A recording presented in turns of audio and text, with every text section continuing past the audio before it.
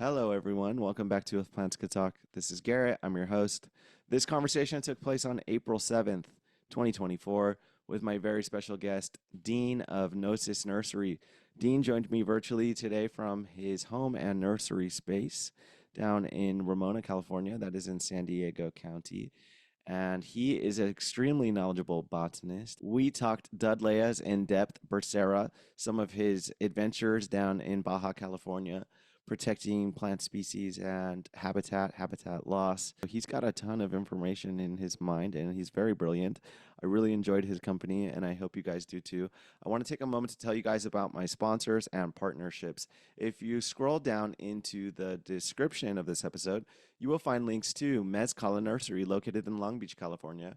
Green Touch Nursery located in Bellflower, California. Big shout out to Plantly.io. You can type in Plantly.io into your web browser or download the free Plantly app on Android or iOS. If you are interested in becoming a vendor, I have provided a link for you to do so down in the description. Next up is Real Mushrooms. Real Mushrooms is a mushroom supplement company offering hot water extracts in both powder and capsule form.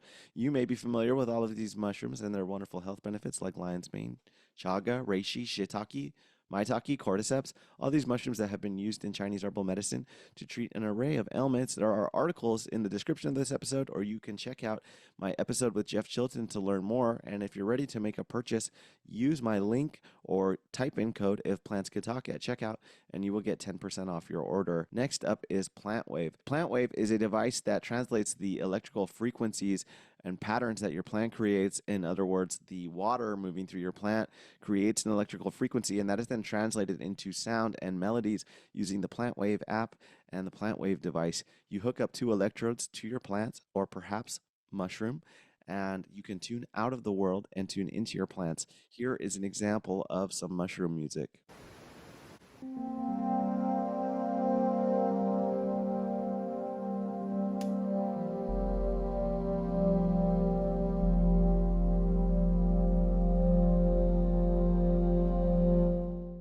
If you're ready to make a purchase, there is no code necessary. Just click the link and you will actually get $20 off your PlantWave device. And last but not least is Bad Ghost Botanicals. Bad Ghost Botanicals is offering a supplement powder that is a nootropic. One of their products is called Flow State, and it is made out of lion's mane, ginseng, and Metragena speciosa or kratom. They also offer Metragena speciosa by itself. They have a green Mang Da.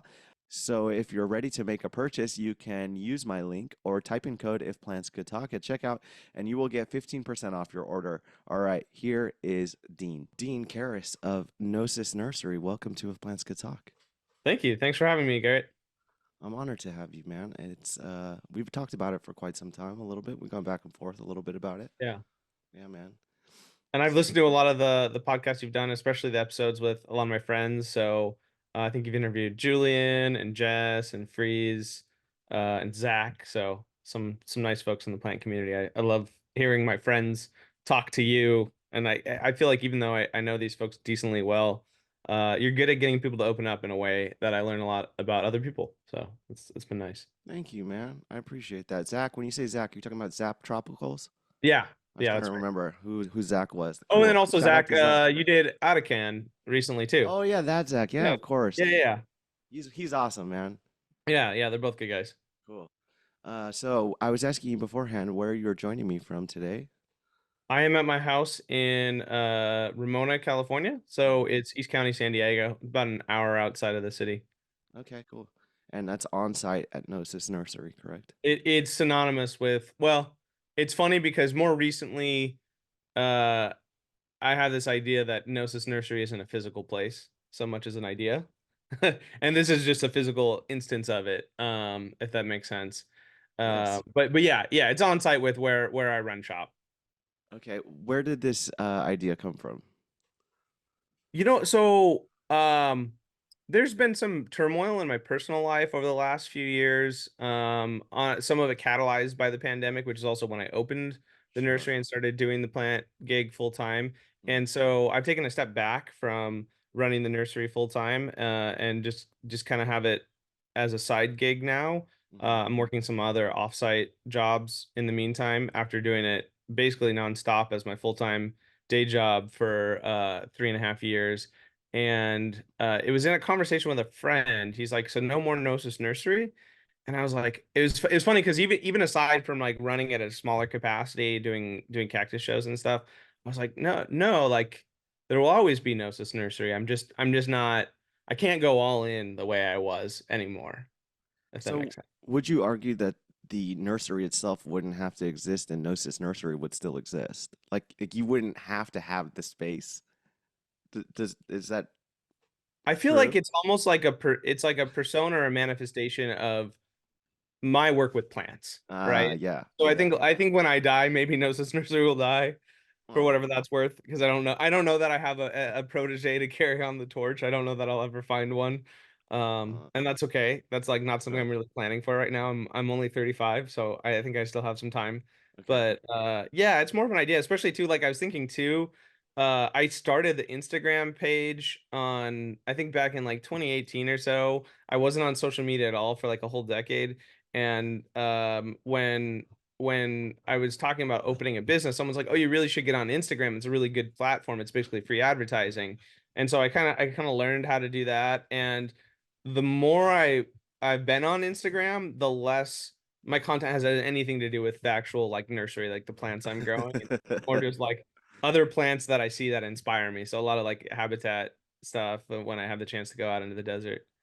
Yeah, I see those videos, and I relate to that statement as well. And yeah, I appreciate what you're doing, and you strike me as like a unique individual. And I would love to hear a little bit about where the name Gnosis came from, for those that Yeah, may not be so familiar with like Gnosticism or something. yeah, that's kind of the core idea. So my dad's a Greek immigrant, and Uh-huh. I learned a little bit of Greek growing up, but he wasn't around a lot. He was working a lot when I was growing up, so I never really had the opportunity to learn Greek from him. And the rest of the family still lives in Greece. I haven't visited them in a while, but growing up, we would go there and visit the family. So he came over as an immigrant at the age of 16 for a better life, and one of the ways I had to connect with him, since I didn't learn Greek growing up in the household, we didn't really speak it Hmm. um, a whole lot, which is one of our mutual regrets. I Sure. studied ancient Greek in college, and I was also I was a philosophy Greek double major, Oh, and cool. so there was this idea. So gnosis is one of the words for knowledge in ancient Greek, and it has a lot of kind of mystical and esoteric symbolism, especially in like the Neoplatonic tradition and the Christian Gnostic tradition. But for me, it was more just the idea of any kind of experiential knowledge. And I think it's a perfect metaphor for what gardening is, both Mm, as you get better at gardening, growing plants, and interacting with plants by doing it. You have to yeah, walk the path. And I think that there's also a lot of self-discovery and self-knowledge that you would obtain by doing it, by walking the path. So you can read endless books or watch YouTube videos about how to grow cacti from seed, and like that's useful, but until you actually do it yourself and troubleshoot and experience failure, um, you don't have that kind of knowledge. absolutely. Now, when it comes to gardening for you, are you self-taught, or have you done any traditional means of educating for that? Yeah, I'm pretty much self-taught. Awesome. I I've never taken a horticulture class in my life. I've been working in the horticulture industry even before opening the nursery. Hmm. But that was more just like a means to like how else can I acquire more skills and kind of know what the industry is like. So I was working in a local retail nursery.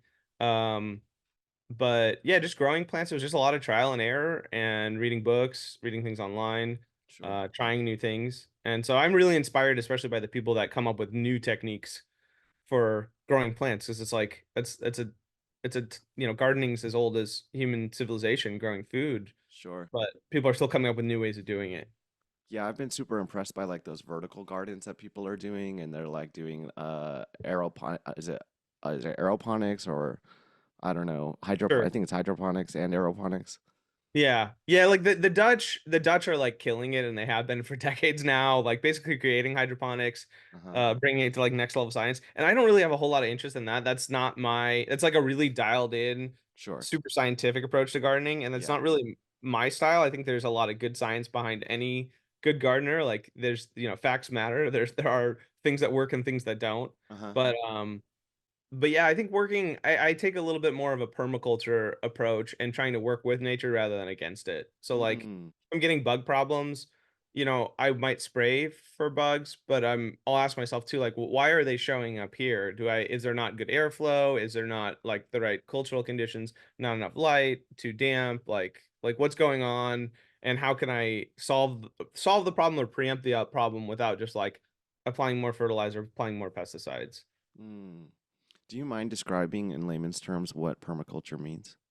Yeah, permaculture is a nature-centered approach to working with nature. It's a portmanteau of permanent culture or permanent agriculture, and so it's the idea of planting perennials as opposed to Mm, turning the soil every year to like plant annuals. yeah. Although a lot of permaculturists are still growing peppers and tomatoes and cucumbers and all the classic like annual veggies. But the idea is how do we practice like rather than using a tractor to like till the land Yeah. and then throw down a bunch of fertilizer and seed, how do we create natural systems that stay in place that then continue to build over time?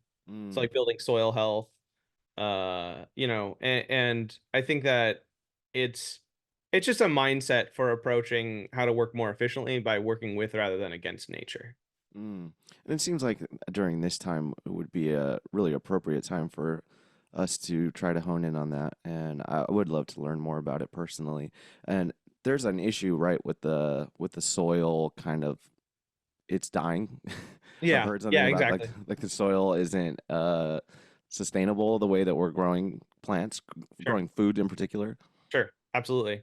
Mm, Well, that and I mean, topsoil is a huge carbon sink. So, like, when we lose all the organic matter in the soil, then we need to use more. There's more inputs. There's greater input costs. A lot of the inputs are coming from petrochemicals, so that's right. not sustainable. And in the process, we're actually the carbon sink that should be the topsoil on the earth is being lost and basically re-entering the atmosphere.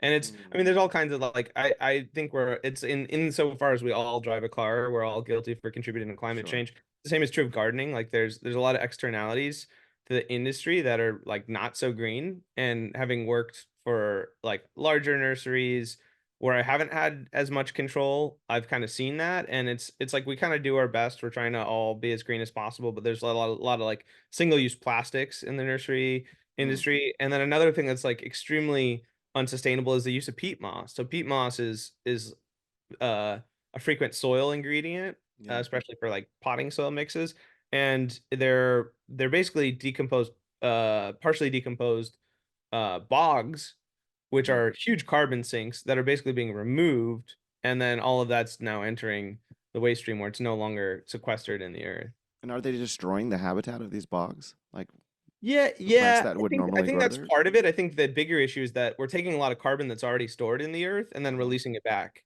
Mm, without, and it's like we're relying on bogs that were made over hundreds and sometimes thousands of years, and they're sure. not being replaced at the same rate that they were created or that we're mining them. And so at a certain point, that's a finite resource. What's a good alternative to peat moss? I'm a big fan of cocoa coir. Sure. And a lot of cactus succulent growers say it holds too much water, or it's too salty is like another major criticism from the past. There's good and there's bad cocoa coir out there, but it's ground coconut husk. Mm-hmm. And so it's a renewable, and has a lot of beneficial properties. It does hold a lot of moisture. I'm really far inland, so it gets really hot and dry out here. But one of the nice properties about cocoa coir is it holds moisture, but not at the expense of oxygen, as long as you got enough grits in the mix, pumice or perlite or whatever. Okay. Well, I hope this doesn't take us too far off track, but I'm going to rewind a little bit. Can you tell Yeah, me a yeah, yeah, little sure. bit about what brought you to gardening? When Um, did you first discover these plants? that's a really good question. So I grew up in Phoenix, Arizona, and I Mm-hmm. felt very disconnected with nature. Mm, And the irony is that now like deserts are my favorite ecosystem. I love desert plants or arid xeric landscapes. But I think it was where I lived. I lived in a little bit of like a suburban bubble. There wasn't a lot of communal space like parks mm. or places to be outside. And then being in the low desert, it's unpleasant to be outside at least 6 to 8 months out of the year just because it's so hot. Mm. Um, Yeah. and when your daily lows are sometimes 90 degrees, you can go outside and it's like there's heat radiating off the concrete and it's like 100 degrees. You have to wear sandals at midnight, otherwise you'll burn your feet. Kind of environment. Yeah. And so I felt really disconnected from nature. And then when I moved to the Bay Area to go to school, I I was I just started seeing all kinds of plant life. Like people gardened in a way that they don't really, I think, in harsher Sonoran desert type climates. Yeah. And I was really fascinated. I just started like plucking little succulents from people's yards, which I feel bad about now, but like little like clusters of sempervivums, there's 100 heads. I would just like pick one and try propagating it and having a lot of success. It's also an extremely mild and accommodating climate for growing things. And I just got fascinated in propagating things. Yes. And then coinciding with that, there was also I started getting really interested in shamanism and Mm. ethnobotany. Okay. And so I got interested in like plant drugs, things that would alter consciousness. So my first cactus was the San Pedro cactus, and that's what really got me into cacti. Love Um, that. and the more I continued to study, it's funny because I think it was the mindset was like, I'm going to grow plants, I'm going to use them. I'm going to try to have some kind of experience consuming plants. And um, I'm no way opposed to that, but that lost its novel to me really quickly. And I got Sure. more and more into growing the plants. The addiction became the plants themselves and just growing the plants for the sake of the plants. Yeah, of course. That makes So, sense. I feel like yeah. that's a understated, beautiful part of gardening is propagation. Because in the early stages of me gardening too, that was like the first thing that showed me, oh wow, I can do this. Like, Yeah. you know what I mean? I just ripped a leaf off of this, and now I've got two plants. So yeah, that's really cool, man. Life And finds a way for sure, and especially with like a lot of the cacti and succulents, like sure, yeah, yeah, yeah, it's like I've had cacti that like I feel bad I've like somehow overlooked or neglected. They're sitting on concrete for a year, like trying uh to grow roots into the concrete, and then like I lift them up over a year later and just plop them on a little patch of soil, and then they grow like gangbusters, and it's just like wow, that's a will to survive right there. Really though, yeah, it is. So the shamanism, were you interested in that prior to going to the Bay Area, or was there something about the Bay Area that brought that up in you?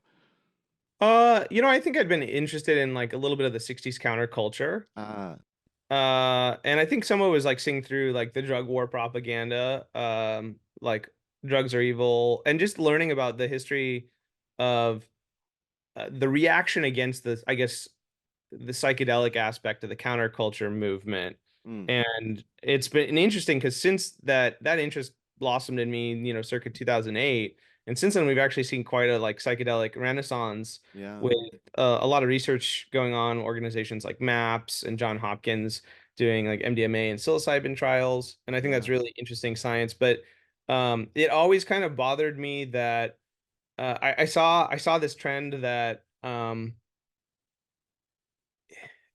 studying philosophy made me realize that there are different modalities and different ways of thought, and that some of those are even culturally determined, and that um, it's important that we can all share like common census reality. Like we more or less live in the same reality and can agree, the sky is blue and the earth Sure. is firm and I can walk on it.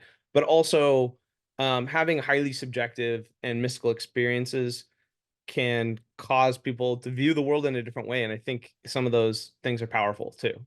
They Yeah. speak to kind of ineffable things that I think our extremely materialistic culture loses sight of sometimes. Mm. Do you mind exploring in what ways those tools helped you grow or you benefited from? Yeah, Because it sounds like, based on what I talked to you, I spoke to you briefly once yeah, before, and you told yeah, me that you never had, you described addiction as having your mind hijacked, and I like that. I like that sure. description. I think it's accurate. So if you were you seeking to heal mentally, or were you seeking spiritual growth? What was it that you were looking for? I think initially I was seeking experience just for the sake of like, why do people do that? Like I think the Curiosity? thing, like what curiosity, yeah, totally. Ah, 100% curiosity. sure. Like why do people do these? Why do people then report having these like absolutely transcendental experiences? Um and almost become like evangelical about it. There seems to Uh-huh. be this They trend. do. Yeah, and so like um there was that, but I think more and more it was less about novelty for me in my own experiences and more realizing that there's actual there I think the psychedelics can be tools for self-discovery Mm, because I think that used properly they can cause a lot of self-transparency, and that can be processing things we try to repress or just trying to better understand ourselves. And so I mm, think some of that for me, I don't actually partake very often anymore, and when sure. I do it pretty consciously. I try to a few times a year, and I think that's all I need. It's like helping unpack some things that I think that in my normal waking reality don't really want to think about or confront. Mm, And avoidance. yeah, Things that you exactly. might be Totally. avoiding, pushing down. Yeah, and it makes sense. It's like it's easier to push things down than to deal with them, Yeah. especially if you just have to like get through the day, get work done or whatever the expectation society places on us. But taking time out to unpack and grapple with those things can be helpful. And I think like one of the things that I sort of realized and I still get benefit from working with is I'm on the autism spectrum. Oh, wow. I didn't know that until I was like in my late 20s. And it was Okay. I'm like kind of self-diagnosed neurodivergent. But Sure. it's like it's funny that it's like I've had this my whole life, but then not really even realized this about myself. And so that's something that I've been continuing to unpack in the Mm, last few years. And I think that psychedelics have been useful with that. Just understanding how it changes how I relate to people a lot. mm, Um and so like there's stereotypes about autistic people not being empathetic. And I think that's true. I think my empathy threshold, especially for strangers, is like maybe a little lower than average. okay. But I think that the way that we empathize or relate to people is fundamentally different. And Mm, so that's one of the things I love about plants and the plant community is I very much relate to people about things. Like ah, if it's someone is interested in something and I don't share common interests, it's really hard for me to find a authentic connection with them. uh-huh. But if we have a mutual interest, I just get like so wrapped up in like talking about something and wanting to hear what someone else feels about that same topic. Uh, And so I very much relate to people about things. well, if there was a lack of empathy, I don't think you would have the capacity for such self-awareness, man. So Yeah, you know what I mean? sure. You seem like you're pretty tuned in, you know. It's a journey still. Yeah, I mean Yeah. we're all still working on ourselves, right? Sure, of course, man. That's beautiful to hear. I've actually heard few reports of that, but the sum of people on the spectrum benefiting from things like psilocybin, and it's Yeah. just beautiful to see how many different applications there are, and it just continues to grow and evolve. You know, Yeah. Yeah. people Yeah, using it's it in really different exciting. ways. Exciting that it's becoming a thing now. It's becoming more it's in the news, people are talking about it. It's becoming more normalized. So Mm, yeah, I'm excited to see how that continues to develop in the future. cool. How much do you know about what is that place called in ancient Greece? Was it Ulysses or what Oh, was the it? rights of Elos? Ulysses, yeah. Ulysses. Ulysses? Yeah. I've done some research on that. It appears that they were consuming because I think it was based around Demeter, who's like a fertility god, but also an agrarian or goddess. Uh-huh. Um, and the best theory out there seems like they were consuming some kind of ergot Uh-huh. type fungus. From So bread mold. bread mold, yeah, bread mold, like LSD precursors. Uh-huh. But no one knows for sure because I think aside from a few statues. There's a few writings on it, like Plato writes about it. And that's like all we know. So it's kind of piecing things together, but based around it, um, the worshiping Demeter, who was Uh-huh. associated with wheat and grain, and the fact that it was appeared to be some kind of like psychedelic initiatory thing. Mm, That's probably what they were doing. They were consuming like ergot. that's fascinating. And Yeah. that very well may have inspired some of those writings of ancient Yeah, Greece. absolutely. Yeah, people have talked about maybe that it inspired Plato's idea of the cave and like kind of Platonic idealism and the idea that there's this uh the world we kind of just naively interpret as all of our sense perceptions is really just kind of like a veil, like an Mm, illusion foisted upon us, and the true reality is deeper and beyond that. cool. Yeah. I feel like I would be remiss if I didn't take this opportunity to dive deeper into gardening with you because from my understanding, I do know that you present often in cactus and succulent society shows on Yeah. certain species of plants. Yeah. I've done some talks with the Cactus Succulent Societies. They've typically been centered around travels I've done, mostly in Baja. So like if Mm, I visit a particular location or place, these are the plants I saw there, which is mm, usually that's cute, kind of usually the Cactus Succulent Society lecture archetype is like, sure. yeah, Plants and habitat. plants and habitat, yeah. Now you have a particular favorite, right? And it's Dudleya. Is that accurate? I really love the Dudleas. It's funny because I don't love growing them. And that was Uh-huh. one of the things I realized. I've grown them. I've grown them from seed. I've grown, I bought plants and like grown them out. I've grown them from cuttings. And it's not like they're fussy. It's more that um what's the right way to describe this?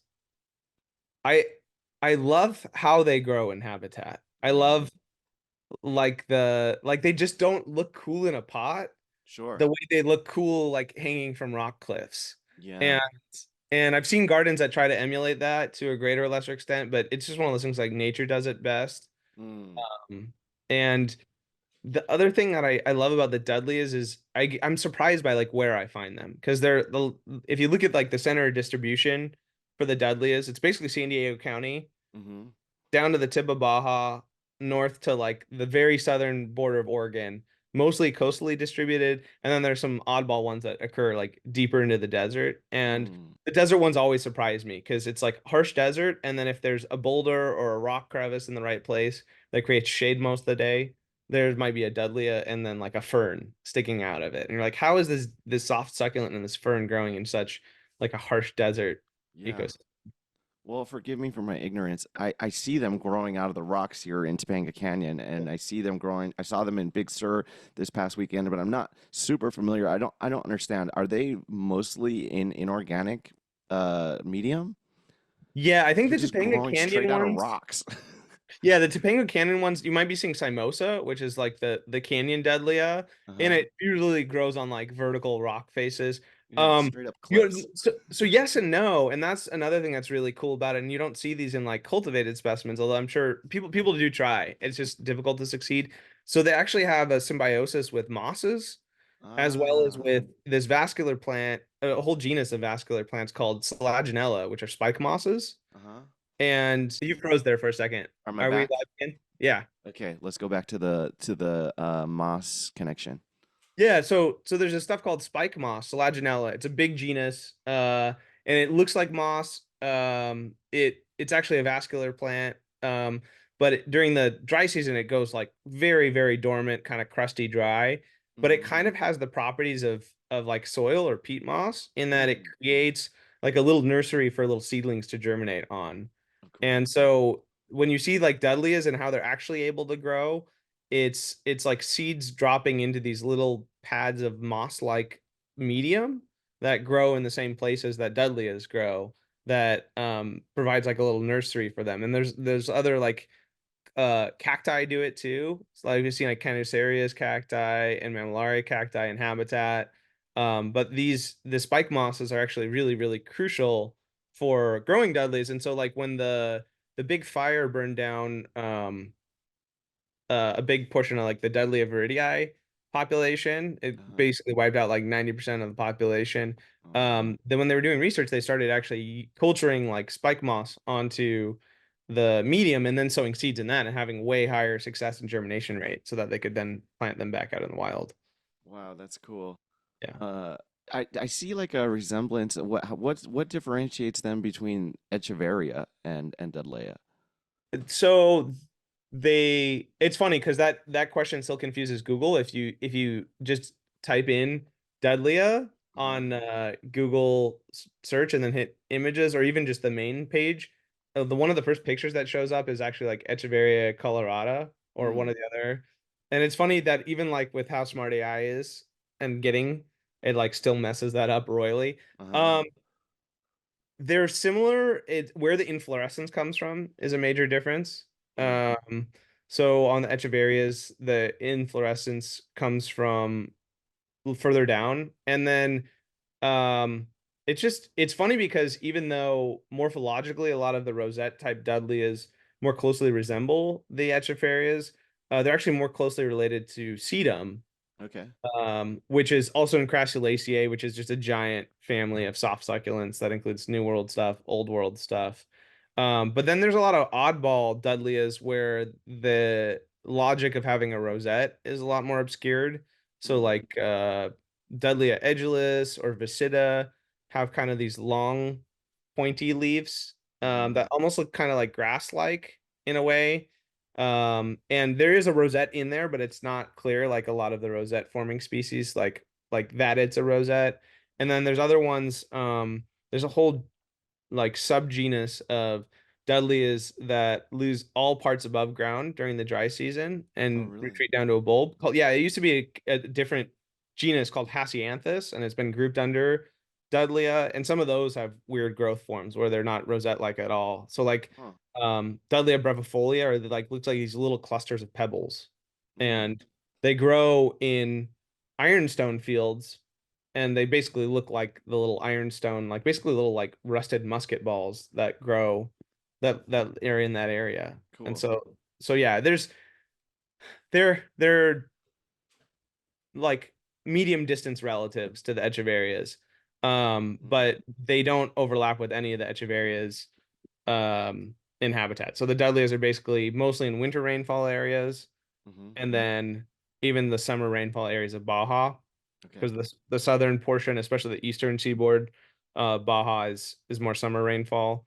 But basically, as soon as the Dudleys stop, when you're in like Mexico, as you get into like North Mexico down into tropical Mexico, that's where the Echeverias, to my understanding, begin. I've never seen any of the Okay. Echeverias in habitat. Wow, so they're completely separated habitat-wise. That's Yeah, cool. yeah, and it's weird too. There's some weird some of the deadliest species even do that where one deadliest species ends, the next one begins. So Mm. How Deadly interesting. Arizonica is a great example of that. It's basically like the desert counterpart of Deadlia pulverulenta, the common chalk Deadlia that grows all along the coast in Southern California. Uh-huh. It grows, out here, even I'm 40 miles from the coast, so it grows this far inland, up through the mountains of Julian at high elevation, up to about like 4,500 feet. Wow. And then as soon as you're on the other side of Julian and drop down in the desert, like into the rain shadow in Anza-Borrego area, you'll see Deadly Arizonica instead of Deadly pulverulenta. They basically don't ever really cross in Wow. habitat, but they grow in many instances just within a few miles of each other. And where the one species drops out, then the other one begins. And do they mostly propagate by like seed blowing in the wind or Yeah. Yeah, yeah, seed dispersal. cool. Seed Yeah. dispersal. I'm learning all kinds of stuff today, Dean. Right on. This is awesome, man. I appreciate it. Yeah. What is the purpose of the farina? Like, why does it exist? So a few things. The two that I can think of off the top of my head is it's sunblock. Uh-huh. Uh, so because a lot of plants will have farina for sunblock, and then the other major purpose of the farina is it's extremely hydrophobic. Mm. And so some of Protects the the plant. coastal species, like it's funny that something like Dudley brittani is the whitest of any of the Dudleas. It's got actually, I think it's got the densest, whitest farina of any plant, if I understand correctly. Mm-hmm. And that's a really coastal species. So you'd think, well, with all the marine layer and less intensity of the sun, it's low elevation, so there's less UV intensity. It doesn't need as thick of a farina. But you'll see, if it's in an area that gets a lot of fog drip and marine layer moisture, if that was somehow able to penetrate the plant, it could cause rot. And Right. so a lot of times you see Dudleas, in cultivation, but also out in the wild, whether it's just dew settling or a recent rain event, you'll frequently see beads of water on the leaves of the really fair-nosed Dudleas, and you'll see Uh-huh. like some of the chalk mixing in with the water, but it's causing them to like stay beaded up where it's not then like entering the rosette and causing rot. Mm. And it does not reform if it is removed. It doesn't appear to. I don't know. I don't. Interesting. I don't. I don't finger fuck my deadliest to the point where like they get the farina removed.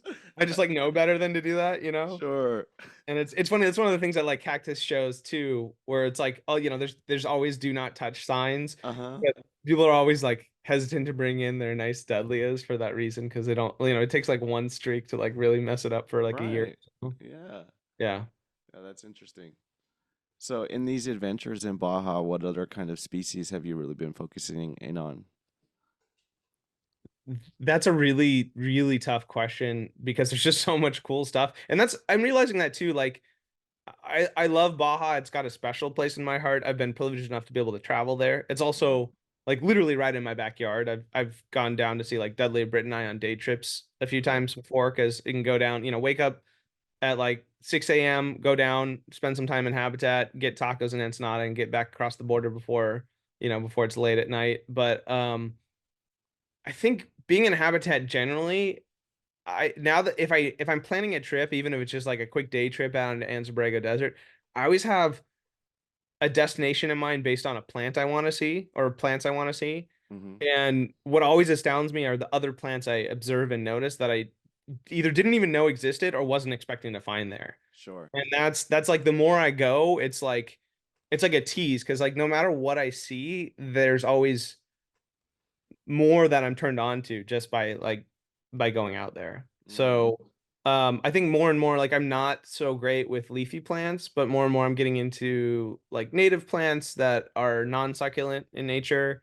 Mm. And there's so many rad plants out there. I wish I had lifetimes to like study them all. Mm. But it's that, and then the other thing that's really cool is when you start to become familiar with certain species. Some of the species have really narrow distribution, and some have really wide distribution. It's kind of cool seeing like the co-occurrences of different species. Like, oh, in this spot, these three things grow together. In this spot, this one species also grows, but it grows with these two like other totally different plants that I wouldn't expect to find in like a grouping. Mm. Awesome, man. It would appear that you've done a lot of studying. You've got a lot of information in the front of your mind. Sure. Yeah, I mean, I also like know the good plant nerds to hang out with, because like Sure. there's people way, way, way more knowledgeable about and smarter than myself about plants. So I try to like pick their brains as often as possible. Cool. Yeah. Does your heart lie anywhere in particular, or is Like it just geographically or with with plants. with plants? Always cactus. Cactus was my first Okay. love. Okay. And got me more into the other succulents. Um, geez. Most recently I've been really into the bursaras. Okay. Um, for two reasons. I think they're just really cool form wise. And I love smelly plants. I love plants that smell good. And a lot of Mm. the bursters actually have um, history of like ethnomedical use, Yeah. as like incenses or fragrances, or even like topically, or even internally in some cases. We're talking like myrrh, frankincense, those kinds of plants. Yeah, so those are both old world from Boswellia and Commiphora, but those are in the greater Burseraceae in that family. And so Okay. even some of the new world species have reports of indigenous use, which I think is really interesting. I think there's a lot of plant knowledge out there that's sadly been lost and Yeah. is continuing to be lost. And then insofar as it is being discovered, it's frequently for like really exploitive purposes of like how do we patent a medicine out of this and Mm. kind of like cut out the kind of indigenous legacy or claim to right over that. But I think for me, just like really good plant smells, there's so complex, Uh-huh. and there's like nothing else like it. Like Yeah. for the bursaras too, like I can't or like desert lavender is another great one. It just grows out in the desert. It's just a pretty unassuming plant. It's pretty, but like I can't walk by one and not like rub my hands all over it. And then I'm just like smelling my hands for like hours afterwards, you know? Wonderful. Yeah, and Wonderful. then sometimes I just get like a whole like rainbow of smells on my hands, where it's just like I've touched so many smelly plants. It's like the white sage and then the desert lavender and then like the bursaras, that it's like all of the flavors kind of like smells combining together. So What's the Bursera life cycle like? How long do some of these species live? that's a good question. I don't know if anyone knows. I don't think they're absurdly old. They're Like slow I think growing though, correct? yes, but and I haven't put any in the ground yet, but I've seen people that do, and they seem to grow much faster in the ground. So it seems to be one of Mm, those plants that like really sends out roots pretty far to make use of a very little bit of rainfall. Um, they're fairly slow in containers. Um, I don't know. I've been collecting more and really trying to like push growth on them to decent effect, like repotting them every year. hmm And that seems to really help. Probably a few hundred years for like some of the Okay. old ones. Are they Yeah. like technically trees? Yeah. Yeah. Well, what's a tree? A good question. Yeah, I mean, I don't know. I'm sure there's good definitions of what a tree is. It's funny because like they are, I guess, trees, but then Uh-huh. that's one of the lovely things about seeing bursters in habitat is sometimes they grow like totally procumbent. It'll be a plant that's like 8 or 10 feet wide and like 2 feet off the ground. Uh, Right. and That's that's cool. usually caused by like extreme wind in coastal areas Okay. where a lot of the plants that normally would grow taller inland where there's less wind just like get totally flattened out by the wind. Mm. Are they under any threat, like the Mexican frankincense, for example? You're I moving. lost you there for just a second. Yeah, me too. No What worries. were you asking? I was asking, is the Mexican frankincense, for example, under any type of threat for its habitat, Um, or so is our population thriving? that's a good question. I don't think any of the bursaras in Baja anyways, like Figueroides uh are threatened yet. Okay. Um, a sad reality that we're facing with um Baja species though, and I learned this on my last trip there. We had I don't know if you follow Baja Nativa, Glenn, I on don't think so. Instagram. Yeah, so I just kind of linked up with him on Instagram about 2 years ago because I was posting a bunch of Baja stuff and he hmm was commenting on it and giving me interesting tips and plant information. And so recently, there's a Dudleya chat, but a group of five of us that are all in the Dudleya chat planned a trip to the Cape region in Baja hmm to look at specifically some Dudleya species and see other things there as well. And so the Cape region has a really, really high level of like all of the peninsula has a lot of endemic species, but it's really like a biological biodiversity hotspot right there in the Cape region and that includes some of like the endemic bursaras. And like I think they're not threatened yet, but they're also not really protected in the sense that they should be. Mm. Uh, so the collecting them is illegal, like poaching them is illegal, and the Mexican government would do things about that. But there doesn't seem to be anything stopping the development. And so basically every single last um, square every single last mile of the Cape region has been basically sold to real estate developers at this Mm. point, basically to build hotels and resorts and fancy houses and condos for expats. And so that area in the next few decades is going to undergo really, really massive development Bummer, man. because yeah. And so that was one of the sad things. Like Glenn was an awesome guy. He took us around to a lot of his spots, but we were even just in like Cabo San Lucas, which is like, a spring break like party destination. hmm And we were in one of the few like public parks and like hiking trails from like where he grew up. And he's like, this is all sold. This is all going to be developed in the next 5 years, Oh and there man. was just like hillsides littered with multiple mammillaria species and dudleyas and an endemic agave species. And hmm so I guess that was a really long answer to a concise question, but yeah, a That's lot of okay. these aren't being properly protected.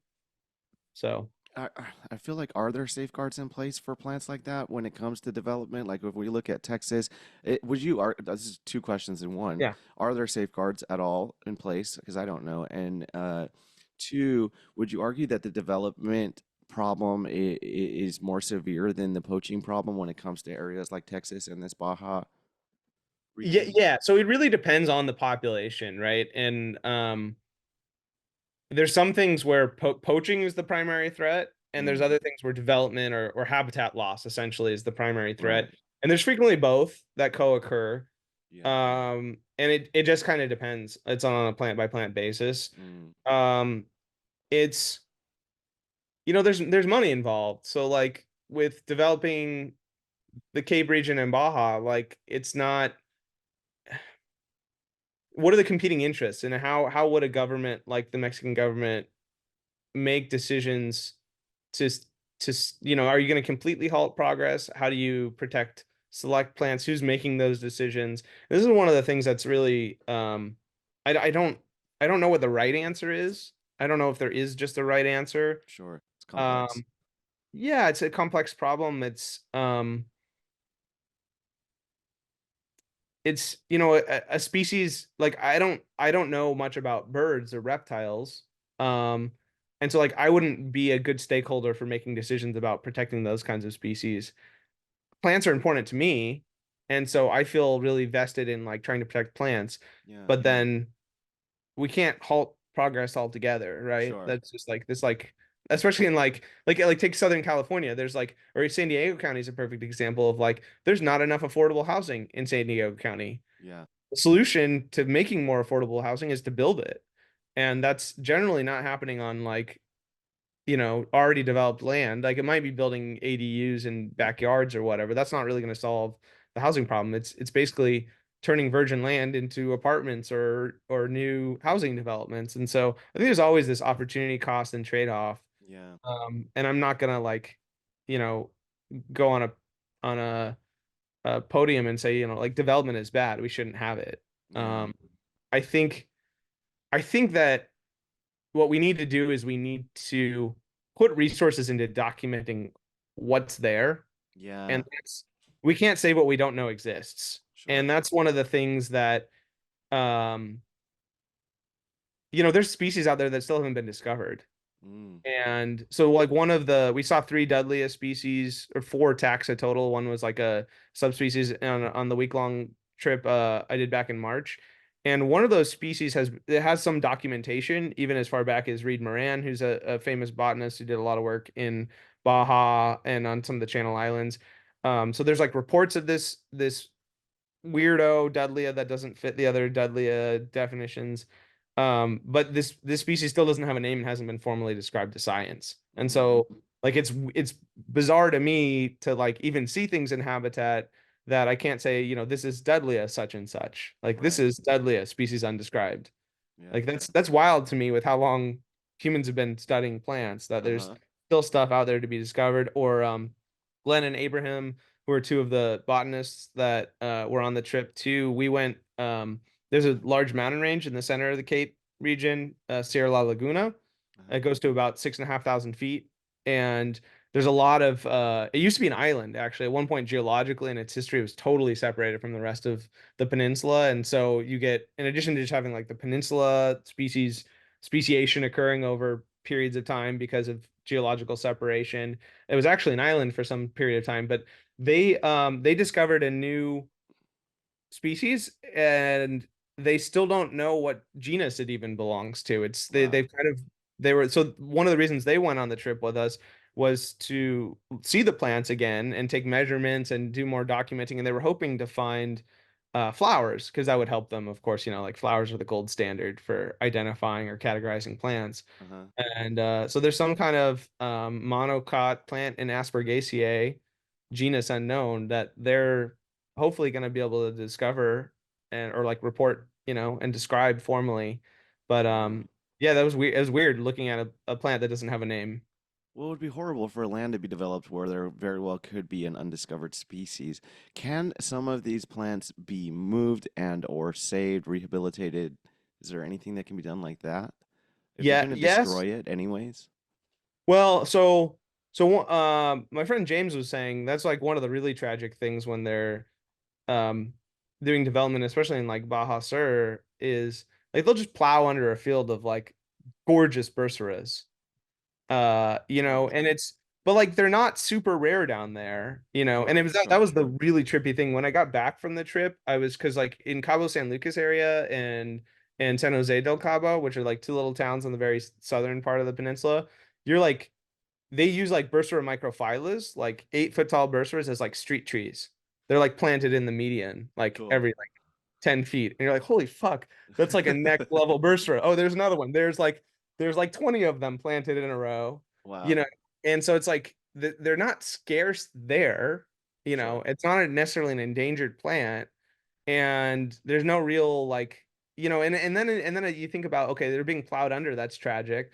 What's the alternative? The alternative is like, what, dig them up and sell them to collectors? Like that doesn't seem like any better really to me. Sure. Sure. Sure. Sure. It doesn't seem like it would really satiate the demand. And I think that's one of the big Ah. problems with like poached plants is it's this like infinite demand for these like it's like trophy hunting, it's Yeah. like everyone wants the like lion head on their fucking wall to be like, this is something I own.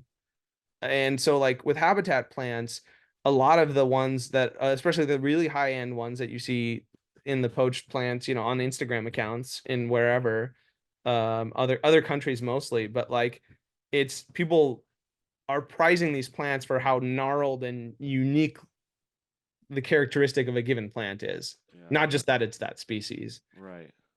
um so I don't know. What about a sanctuary? Like, if they're gonna develop there anyways, can they be dug up, moved, and put into a sanctuary?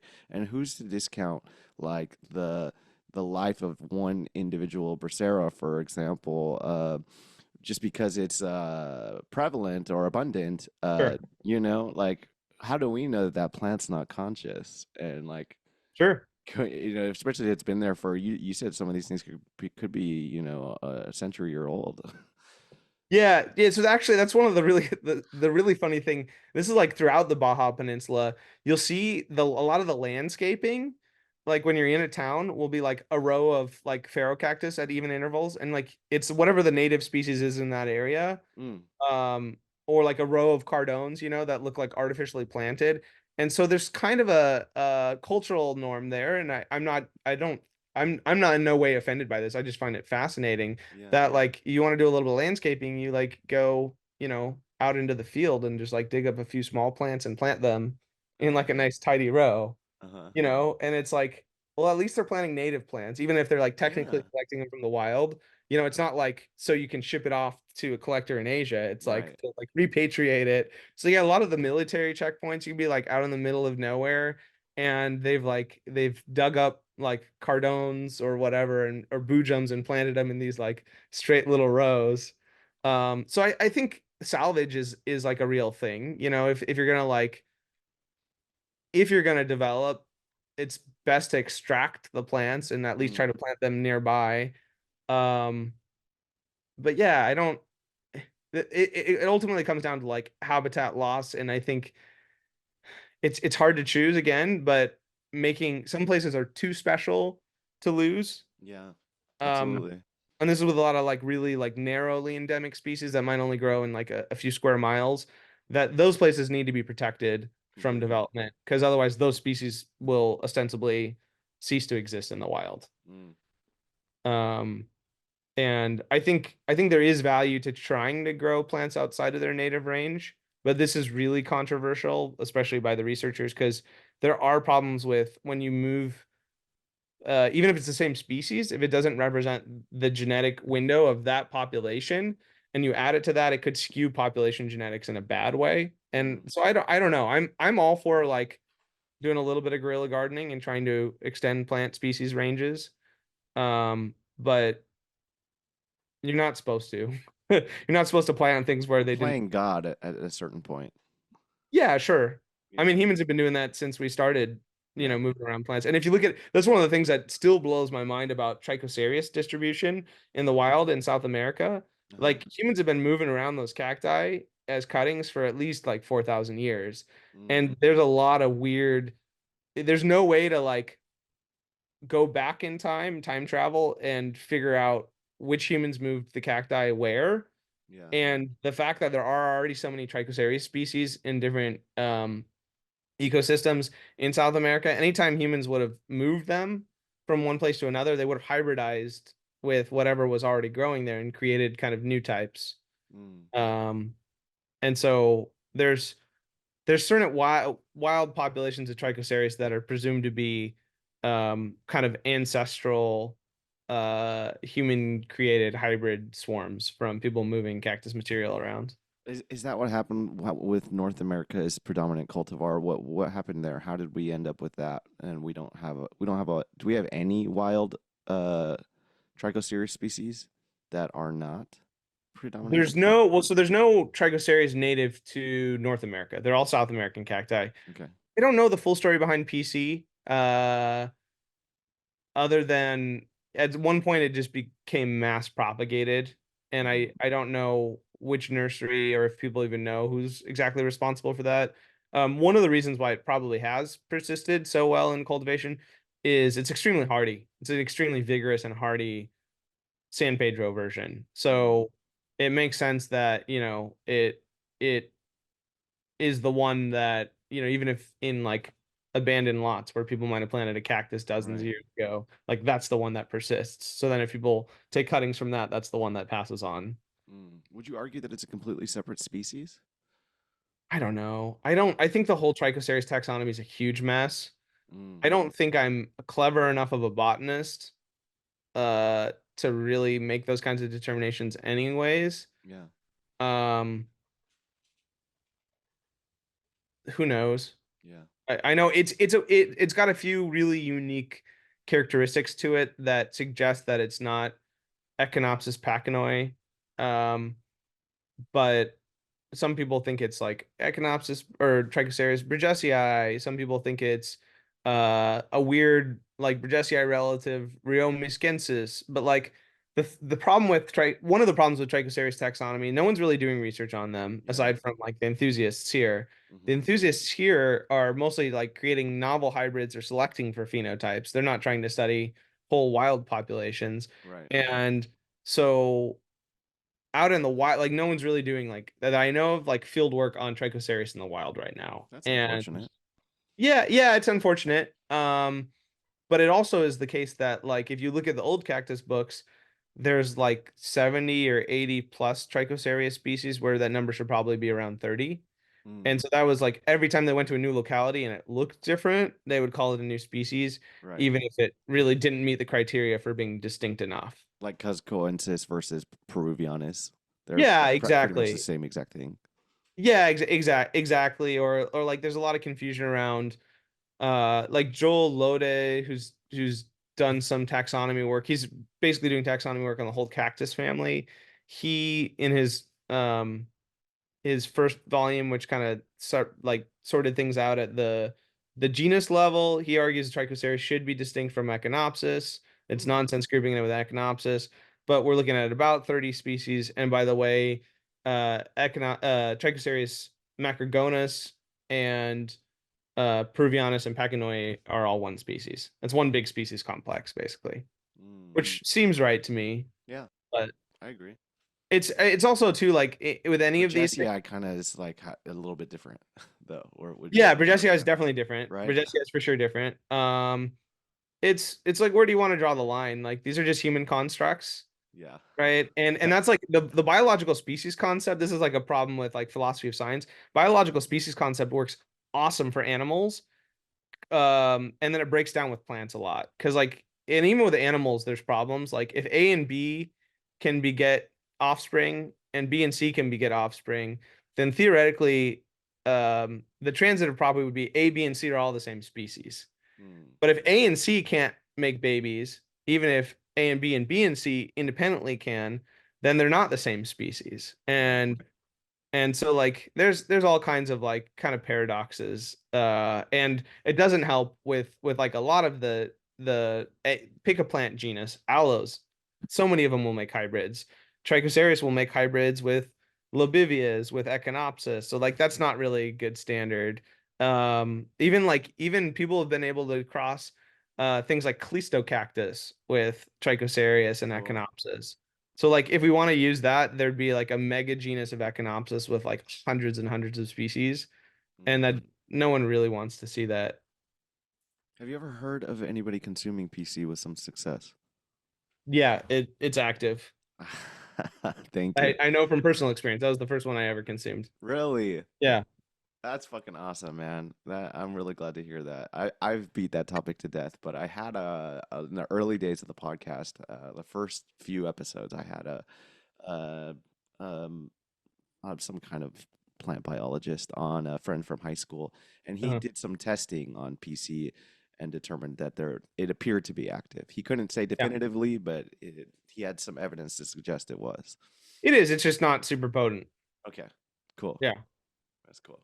Yeah, that myth was circulating a lot on the internet. I remember like a Oh, decade sure. ago, and I was Uh-huh. like, no, that's I mean, anyone. There were a lot of naysayers, and the naysayers were all people that had tried it, had done the human bioassay and proven it wrong. Right. So Yeah. yeah. Interesting. For a moment, you were talking about the housing crisis earlier in San Diego. What do you think about the idea of utilizing these abandoned malls? I saw one the other day right by my house, and I'm like, it's just so decrepit and ran down, and it's like, why aren't we utilizing this? It doesn't even appear that they're going to be redeveloping some of these places. They're just lost to Sure. time. I love that idea. I mean,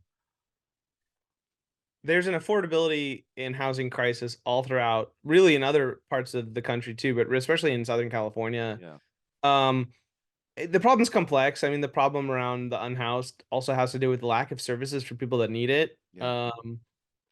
It's we incarcerate people that really need mental health support, Rehabilitation, you yeah. know, rehabilitation. Well, Or it's mental like health it's the treatment. rehabilitation system, but like, so Sure. you go to jail for like a petty drug felony, Yeah.